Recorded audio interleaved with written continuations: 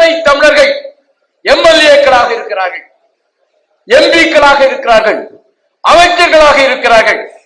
சித்தூர் மாவட்டம் இருக்கிறது, நெல்லூர் மாவட்டம் இருக்கிறது, கடப்பா மாவட்டம் இருக்கிறது. இந்த 3 மாவட்டங்களிலும் தமிழர்கள் தான் பெரும்பான்மை.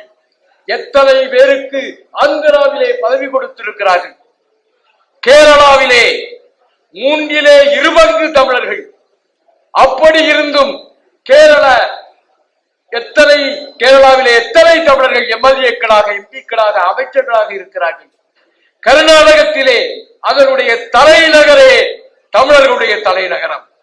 தமிழர்களுடைய தலைநகரம் ஐயா வெண்காலூர். தமிழர் அருமையாக பெயர் வைத்தார்.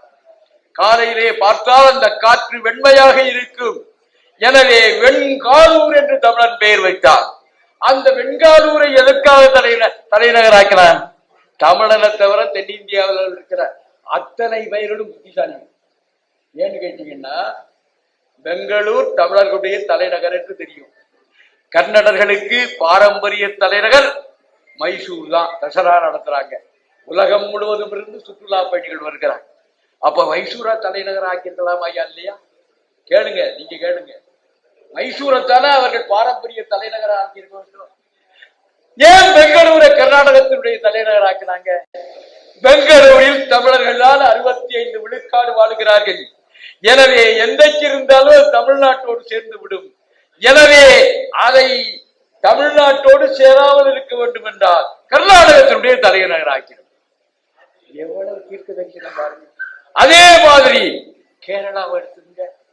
கொச்சி துறைமுக நகரம். இன்றைக்கு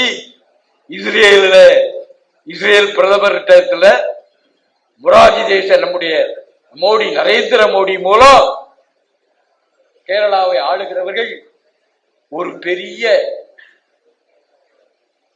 ஆவணத்தை மலையாளத்துல, அது தமிழ்ல இருந்த ஆழம், மலையாளத்துல மொழிபெயர்த்து அதை தங்க பேழையில வச்சு மோடியின் மூலம் இஸ்ரேல் பிரதமருக்கு கொடுக்கிறான். என்னடா இது அநியாயம்! தமிழ்ல இருந்த ஆவணம் மலையாளத்துல ஆவணமே கிடையாது. 500 ஆண்டுகளுக்கு பிறகு பிறந்த நம்ம மொழி அது.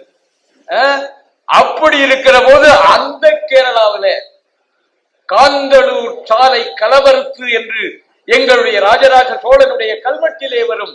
அந்த காந்தளூர் எது தெரியுமா? அதான் திருவனந்தபுரம் ஐயா.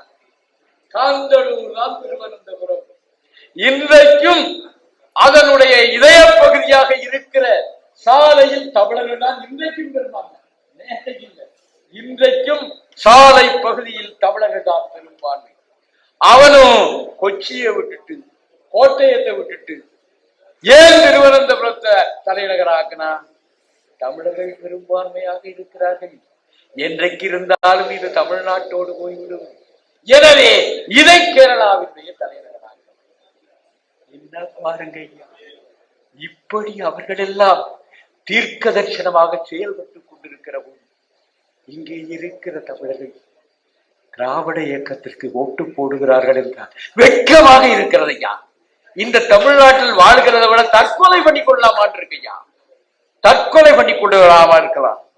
உள்ளபடியே செந்தமிழன் சீரானவர்களை நான் இருகரம் கூப்பி வணங்குகிறேன்.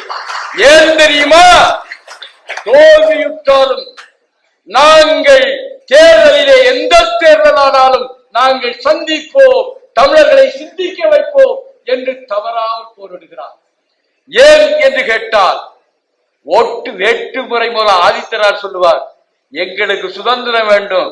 அது வேட்டுமுறையில் வந்தாலும் சரி, ஓட்டு முறையில் வந்தாலும் சரி, இரண்டையும் சமமாக ஆதரிப்போம் என்றுதான் 1962ஆம் ஆண்டே அந்த தேர்தலிலே நாம் தமிழர், அப்பவே அவர் பெயர் வச்சுட்டார். தேர்தலுக்கு நிற்கிற போது நாம் தமிழர் கட்சி தான் நாம் தமிழர் கட்சி என்று பெயரிட்டார்.